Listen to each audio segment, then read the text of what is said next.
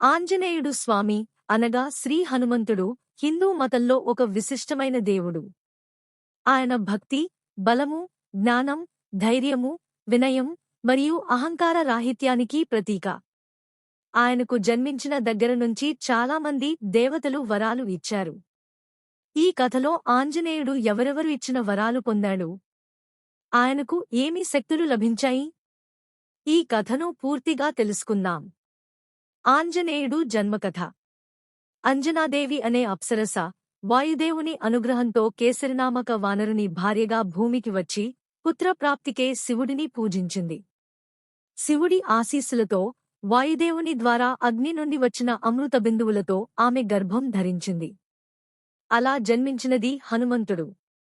అతను చిన్నప్పుడు సూర్యుడిని ఫలం అనుకుని ఆకాశంలోకి ఎగిరిపోయి అతన్ని తినడానికి ప్రయత్నించాడు.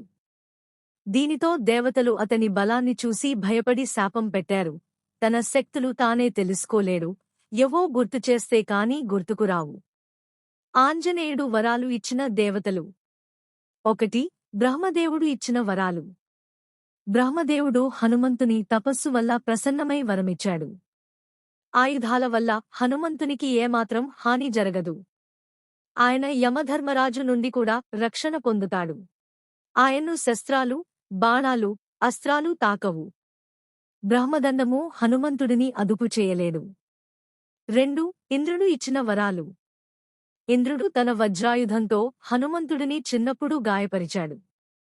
ఆ తర్వాత వాయుదేవుడు కోపంతో ప్రాణవాయువును ఉపసంహరించగా లోకమంతా బిగుసుకుపోయింది. దీనితో ఇంద్రుడు తపస్సు చేసి హనుమంతునికి అమరత్వాన్ని వరంగా ఇచ్చాడు. వజ్రాయుధంతో తాకినా శరీరం దెబ్బతినదు. ఆయనకు దివ్యశరీర రూపం లభించింది. 3. వాయుదేవుడు ఇచ్చిన వరాలు. వాయుదేవుడు స్వయంగా హనుమంతునికి తండ్రి. ఆయన అనేక శక్తులు ఇచ్చాడు.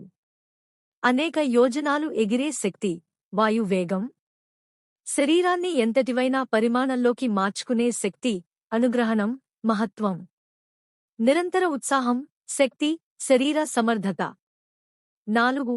అగ్నిదేవుడు ఇచ్చిన వరాలు. అగ్నిలో హనుమంతుడికి ఏమాత్రం హాని జరగదు. హనుమంతుడు నిప్పులో కాలిపోరు. రావణాసురుని లంకను కాల్చేటప్పుడు దీనివల్లే ఆయన్ను నిప్పు ఏమీ చేయలేదు. 5. సూర్యదేవుడు ఇచ్చిన వరాలు. హనుమంతుడు సూర్యుని దగ్గరే విద్యాభ్యాసం చేశాడు.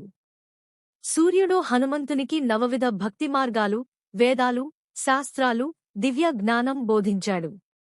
సమస్త విద్యలలో పండితుడిగా తీర్చిదిద్దాడు.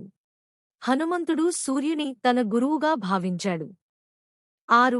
వరుణదేవుడు ఇచ్చిన వరాలు. హనుమంతుడు నీటిలో ఎలాంటి అపాయం లేకుండా తిరగగలడు. వరుణదేవుని ఆయుధమైన పాశము ఆయన్ను బంధించలేడు. 7. యమధర్మరాజు ఇచ్చిన వరాలు. హనుమంతుడు మరణశక్తికి అతీతుడవుతాడు. ఆయన్ని ఏ కర్మబంధము లేదా పాపము పట్టుకోదు. హనుమంతుడు యమధర్మునికి కూడా అధిపతిగా ఉంటాడు. 8. చంద్రుడి వరం. హనుమంతునికి నిత్యశాంతి మరియు చంద్రమందాకిని వంటి శీతల చైతన్యం ఉంటుంది. అతని స్వరూపం చూసినవారికి మానసిక శాంతి కలుగుతుంది. హనుమంతుని ప్రాముఖ్యత. ఈ దేవతల వల్ల వచ్చిన వరాలు హనుమంతునిని ప్రపంచంలోనే అత్యంత శక్తివంతుడిగా తీర్చిదిద్దాయి. ఆయనకు భయం లేదు. శత్రువులపై అపార బలంతో గెలవగలడు. అయినా అతనిలో ఎప్పటికీ అహంకారం రాలేదు. రామాయణంలో హనుమంతుని పాత్ర. వాల్మీకి రామాయణంలో హనుమంతుడు శ్రీరాముని సేవకునిగా, శక్తి, జ్ఞానం కలిగిన మహాపురుషుడిగా నిలిచాడు. సీతాదేవిని లంకలో కనిపెట్టి రావణాసురుడి నగరాన్ని కాల్చి శ్రీరామునికి విజయానికి దారి చూపాడు.